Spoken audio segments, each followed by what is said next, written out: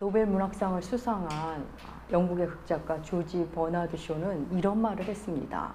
젊음은 젊은이에게 주기에 아깝다. 젊음은 젊은이에게 주기에는 아깝다. 이런 말을 했습니다. 젊음이 얼마나 소중한지 모르는 채 그 젊음을 흘려보내는 그들에게 안타까운 마음으로 아마 한 것일 겁니다.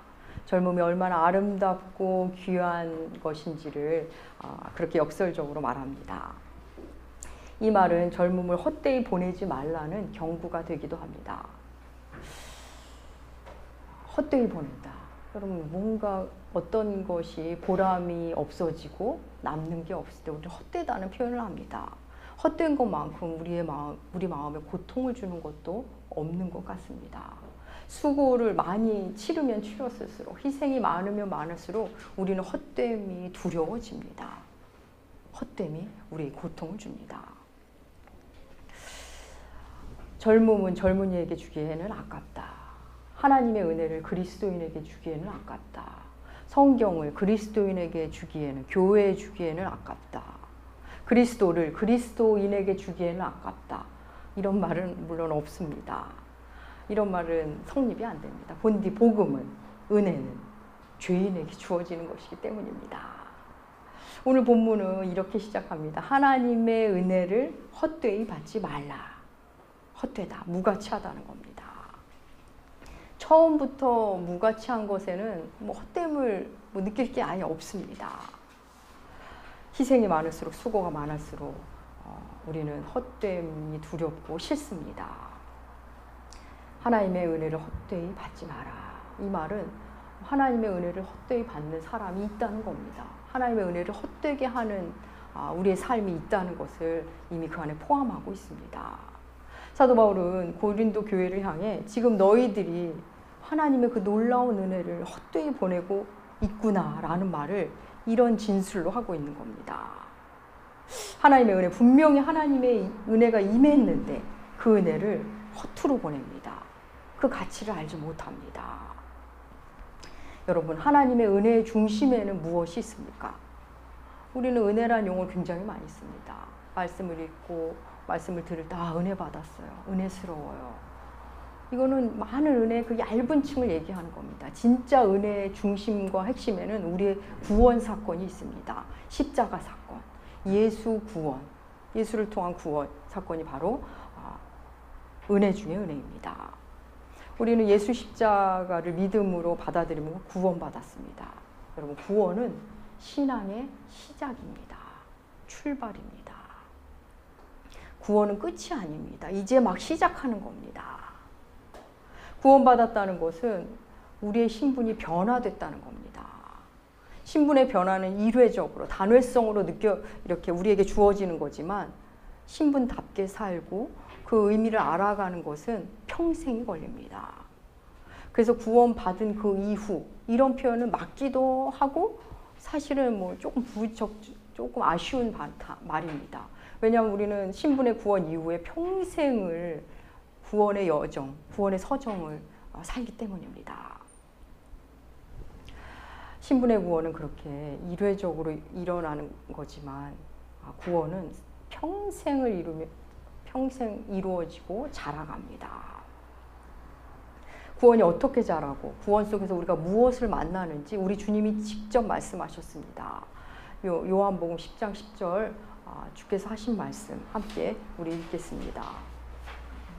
주보에 실어놨어요. 세 번역으로 실어놓았습니다. 함께 읽겠습니다. 도둑은 다만 훔치고 죽이고 파괴하려고 오는 것뿐이다. 나는 양들이 생명을 얻고 또 얻게 하려고. 이 말씀은 주님이 나는 선한 목자다 이 말씀을 하시면서 이어서 하신 말씀입니다. 하나님 예수 그리스도는 우리가 생명을 얻고 그리고 그 생명이 더 풍성해지기를, 죽는 날까지 계속 풍성하기를 원하십니다. 그걸 위해서 오셨습니다. 여러분, 내가 예수님을 믿는데, 예수님 믿는 지 5년, 10년, 20년이 지났는데 내가 예수 생명으로 풍성해지지 않았다. 어떤 충만함을 못 느끼고 있다. 그러면 어쩌면 예수님을 제대로 믿는 중이 아닐 수도 있습니다. 우리는 예수 생명이 내 안에서 충만해집니다. 주님은 그것 때문에 오신 겁니다. 신분의 구원을 받은 이가 그 신분이 무엇을 의미하는지 그것을 삶 속에서 그 충만함을 통해 만나면서 충만해집니다. 그러면서 구원이 자라고 구원을 누리고 그것이 생명의 충만입니다. 주님이 말씀하신 그 생명, 그걸 얻은 자는 그 이전의 삶과 같을 수가 없습니다. 비슷한 것이, 예전의 삶과 비슷한 것이 고통으로 느껴집니다. 왜냐하면 삶의 방향성이 이미 달라졌기 때문입니다. 구원이 내 안에서 자라지 않으면 그 전의 삶과 다를 게 하나도 없는, 그냥 주일날 놀러 가지 않고 예배 한두 시간 드린다, 그거 외에 달라진 게 없다. 그러면 여러분의 삶을, 여러분의 신앙을, 여러분의 내면을 점검하셔야 합니다. 여러분, 유진 피터스는 이 고린도후서 6장 1절에 하나님의 은혜를 헛되이 받지 마라, 이 부분을 유진 피터슨의 메시지 성경에서 이렇게 번역을 합니다. 하나님께서 우리에게 주신 이 놀라운 삶을 조금도 낭비하지 마십시오. 이렇게 번역합니다. 하나님이 주신 이 놀라운 삶을 낭비하지 마십시오. 구원받은 자는 삶이 놀랍다는 것에 눈뜨기 시작합니다. 은혜 받은 자는 그 삶이, 구원받은 자로서의 삶이 놀랍다는 걸 압니다. 낭비해서는 안 된다는 것을 알기 시작합니다. 여러분, 예수님을 계속 알아가는데 이 사실이 놀랍지 않다면 지금 예수 알아감을 내가 좀 정지한 상태일 겁니다. 그래서 주의 은혜를 헛되이 받고 있는 중일 겁니다.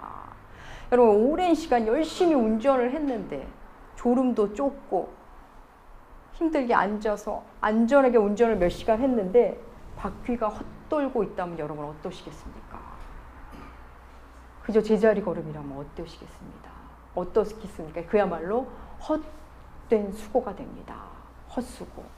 그럼 헛수고만큼 우리를 아프고 슬프게 하는 것도 많지는 않습니다.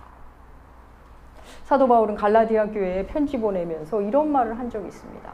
내가 너희를 위해 수고한 것이 헛될까 두렵다. 내가 너희에게 하나님의 말씀을 열심히 가르치고 섬겼는데 너희가 거짓된 교리에 빠질까 그는 두려웠던 것입니다. 갈라디아 교회가 염려가 되었습니다. 그는 그냥 걱정된다고 표현하지 않고 두렵다고 표현했습니다. 그만큼 많은 수고를 했기 때문입니다. 우리는 수고가 클수록, 우리의 헌신과 희생이 클수록 헛되지 않기를 간절히 바랍니다.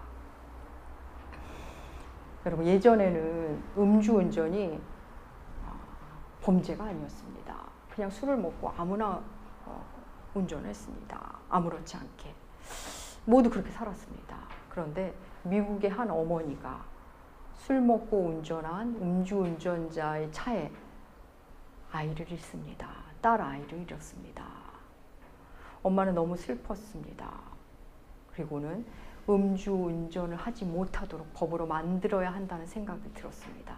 내 딸의 죽음은 헛된 죽음으로 만들고 싶지 않았습니다. 그래서 그녀는 수년을 노력해서 그 법과 싸웠습니다. 체제와 싸웠습니다.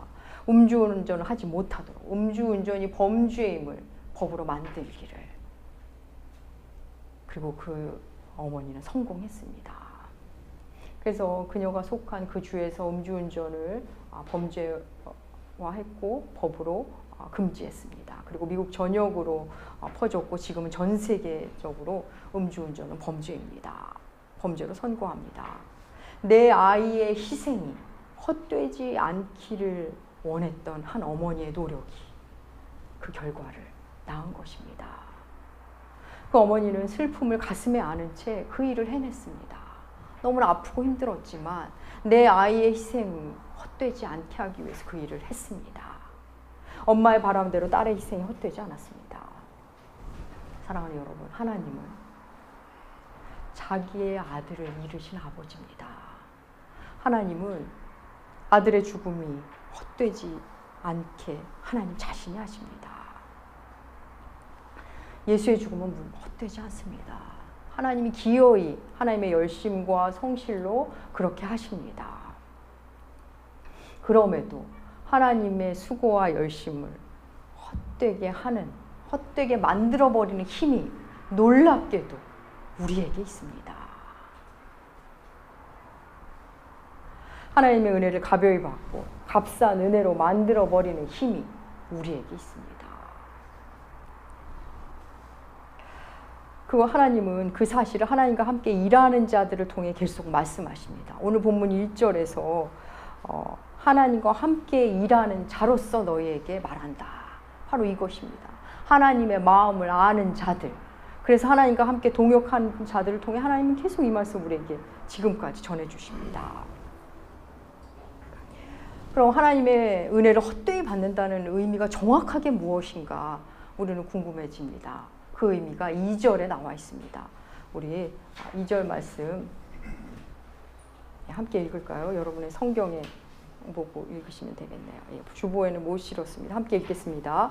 이르시되 내가 은혜 받을 때 너에게 듣고 구원의 날에 너를 보라 지금은 은혜 받을 만한 때요 보라 지금은 구원의 날이로다. 보라 지금이 은혜 받을 만할 때요 보라 지금이 구원의 날이로다. 여러분, 지금이 은혜 받을 때라는 걸 모르는 것, 지금이 구원의 날임을 모르는 것, 여러분 그것은 헛되게 보내는 것에 불을 지피게 됩니다. 뿌리가 되어줍니다. 이 말씀은 이사야서의 말씀을 인용한 것입니다. 이사야 48장 9절의 말씀을 사도 바울이 인용하여 말하는 겁니다. 이사야서 48장 9절 주보에 실어놨는데 함께 읽겠습니다. 여호와께서 이같이 이르시되 은혜의 때에 내가 내게 응답하였고 구원의 날에 내가 너를 도왔도다. 내가 장차 너를 보호하여 너를 나라를 일으켜 그들에게 그 황무하였던 땅을 기업으로 상속하게 하리라. 예. 이사야서 본문을 보면 은혜의 때 구원의 날이 나옵니다. 근데 이 본문을 여러분 잘 살펴보면 전반부에 은혜의 때에 응답했고 구원의 날에 너를 도왔다. 과거 시제로 나옵니다. 시제가 과거형입니다. 그리고 후반부에 보면 내가 장차 널 보호하고 언약 백성 삼고 나라를 일으키고 기업으로 상속하게 할 것이다. 이번엔 시제가 뭐죠? 미래입니다.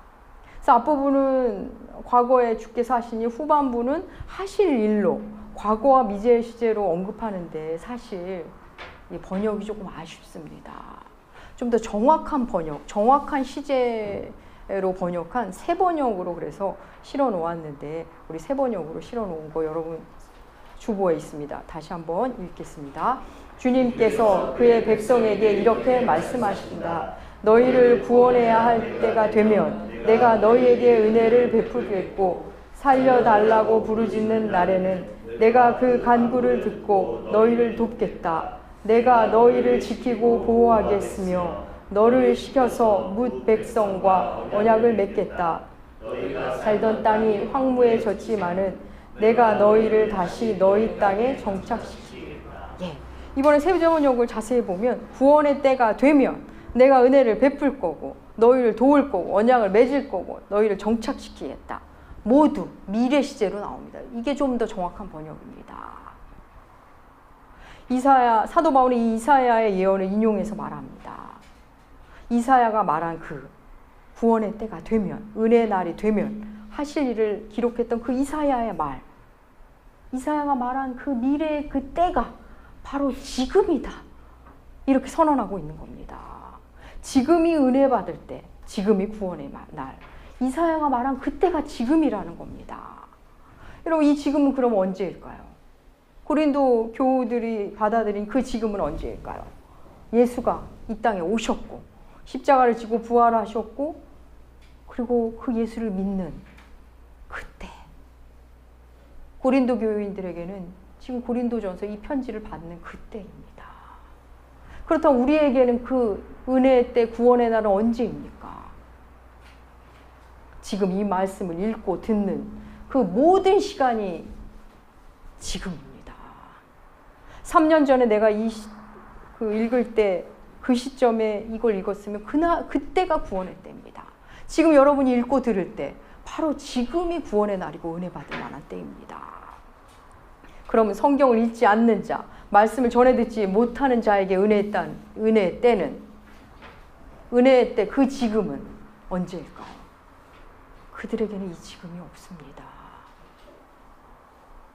여러분, 은혜를 헛되이 받지 않는 것, 그 중심에는 지금의 가치를 깨닫는 게 있습니다. 지금이 구원의 날임을 아는 것, 은혜의 때임을 아는 것, 그 아는 자에게는 은혜가 결코 헛될 수가 없습니다. 헛되어질 수가 없습니다. 나중에, 이 다음에, 사랑하는 여러분, 지금 하지 못한 일은 나중에도 못합니다. 지금 주님 앞에 나오지 않으면 나중에는 더 힘들어집니다. 옆에 있는 누군가가, 여러분의 옆에 있는 타인이 여러분을 향해 나중에 시간 되시면 하시죠. 그렇게 하세요. 그때 가서 섬기세요. 뭐 그렇게 말할 수 있습니다. 어쩌면 타인은 그렇게밖에 말을 할 수밖에 없습니다. 하지만 자신이 자신에게 할 말은 아니라는 거 아십니까? 자신에게는 언제나 지금이다. 주를 섬길 때는 지금이야. 자기에게는 그렇게 말해야 합니다. 바로 지금이구나를 내게 새겨줘야 합니다. 우리가 늘 나누는 거지만 선과 악은 동전의 앞뒷면 같아서 똑같은 행동이 어떤 때 선이 되고 어떤 때는 악이 됩니다. 누군가에게는 선인 것이 누군가에게는 악이 될 수 있습니다. 그런데 이 지금이라는 단어도 그러합니다. 우리는 뜻밖의 주님을 등지는 일, 세속화되는 일에는 이 지금을 놓치지 않습니다. 지금이 아니면 세상이 날 떠나갈 것 같습니다.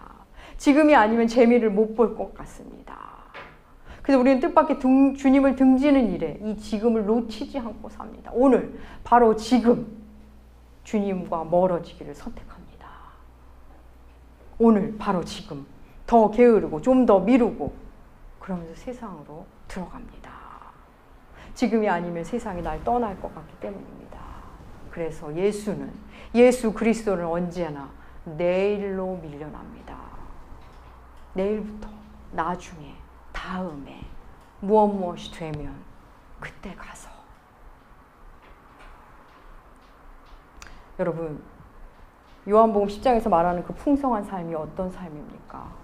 구원으로 충만한 삶, 은혜를 은혜로 아는 삶입니다. 하나님은 지금, 바로 지금 여러분이 그 은혜를 만나고 누리기를 원하십니다. 구원이라는 신분의 변화가 일회적 사건처럼 오지만, 단번에 오는 사건처럼 오지만, 구원이 자라나고 누리기까지는 여러분 시간이 걸립니다. 그 신분의 의미를 모르고 그 신분에 갖는 권세를 모르면 여러분 누리지 못합니다.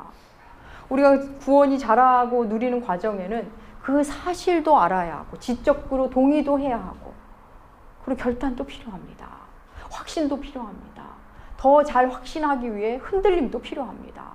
체험을 통해 변화하기도 하고 변화를 통해 체험하기도 합니다. 그 모든 여정이 구원의 때입니다. 구원입니다. 사랑하는 여러분, 과거의 은혜를 기억하는 건 너무나 아름다운 우리의 모습입니다.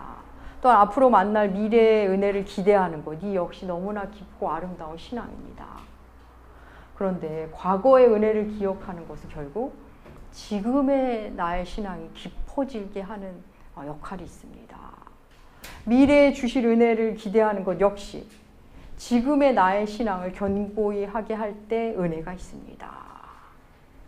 과거를 회상하는 것, 미래를 계획하고 기대하는 것 모두 지금 하는 것 아닙니까? 지금이 없이는 과거 회상도 미래 기대도 없습니다. 지금을 충만케 하기 위한 과거와 미래입니다. 과거와 미래를 동시적으로 느끼는 지금이라는 이 순간, 그 안에서 누리는 하나님의 은혜, 그 하나님의 은혜를 만나고 누리는 자, 결코 그 은혜를 헛되이 보낼 수가 없습니다. 지금 너무 힘든데 어떻게 지금의 은혜입니까? 나는 너무너무 힘들고 너무너무 고통스러워서 이 시간이 빨리 과거로 흘러갔으면 좋겠습니다. 우리는 살면서 이런 생각이 들 때가 참 많습니다. 그래서 하나님을 원망하기도 합니다. 하지만 여러분, 힘겨운 중에도 하나님 앞에서 하나님을 원망하는 것, 하나님 앞에 탄식할 수 있다는 것, 이 역시 얼마나 큰 은혜인지 모릅니다. 여전히 하나님과의 관계의 줄을 잡고 있기 때문입니다. 그래서 우리가 구원이 자라면 하나님 앞에서 원망하고 탄식할 수 있는 게 얼마나 큰 은혜인지도 만나게 됩니다. 그럼에도 우리는 어서 지나갔으면 하는 나날들이 있습니다. 어서 지나갔으면. 그래서 옛날 그 지혜로운 왕의 반지에 쓰여 있다는 그 말, 이 또한 지나가리라. 그 말을 읊조리며 버틸 때가 있습니다. 속히 지나가기만을 바라며 이 또한 지나가리라. 지나갈 거야. 스스로에게 위로를 줍니다. 그런데 주 안에서 은혜를 만난 자들은 모든 사건을 대하는 자세가 달라집니다. 그저 속히 지나가기를 바라는 마음으로 이 또한 지나가리라를 하는 것이 아니라 모든 기쁨도, 모든 슬픔, 모든 고통도 결국은 지나갈 거니까 소중히 여기는 마음으로 이 또한 지나가리라를 읊조리기 시작합니다. 기쁨에 내가 지금 만나고 있는 기쁨, 그렇지만 사라질 수도 있는, 내가 아픈 그 고통과 슬픔, 그렇지만 사라진다 알기에, 이건 모두 과거가 될 것을 알기에 소중함에 눈뜨며 이 또한 지나가리라를 읊조리게 됩니다. 사랑하는 여러분, 은혜는 언제나 지금입니다. 내가 이렇게 예배드리고 뭐 헌금도 하고 섬기고 그러면 은혜 주시겠지, 복 주시겠지. 맞습니다. 주님은 은혜 주실 겁니다. 주십니다. 또 저런 것은 은혜 받은 자들이 하지, 나는 은혜 주시면 할 거야. 은혜 받은 자들이야 그런 거 하는 거지. 맞습니다. 은혜 받은 자들이 그 일을 할 겁니다. 기도하고 나서 우리는 응답을 은혜라고 생각합니다. 맞습니다. 주께서 응답하시는 거 우리에게 은혜입니다. 그런데 우리의 구원이 자라면 기도 응답이 은혜이기 이전에 기도하고 있다는 사실이 은혜라는 것을 자각하기 시작합니다. 기도하는 그 자체가 은혜이고, 찬양하면 찬양 후에 하나님이 기쁘게 뭘 주시겠지, 그게 아니라 찬양하는 그 시간 자체가 은혜라는 것에 눈뜨기 시작합니다. 그래서 예배 자체가 어떤 목적이 있는 것이 아니라 그것이 그냥 순수한 예배 자체가 목적이 되고 예배 자체가 은혜가 되는 사람이 됩니다. 은혜를 헛되이 받지 않는 것, 그 중심에는 지금이 은혜의 시간, 구원의 때임을 아는 것, 그것으로부터 시작합니다. 그런 자는 지금 은혜를 만납니다. 지금, 바로 지금. 그렇게 나의 구원이 자라고 주의 은혜가 깊어지면 내가 받은 은혜가, 내가 받은 구원이 얼마나 놀라운 건지를 알게 됩니다. 그래서 은혜 앞에, 하나님의 은혜 앞에 그 많은 믿음의 선배들이 가장 많이 쓴 수식어, 놀라운, 하나님의 놀라운 은혜,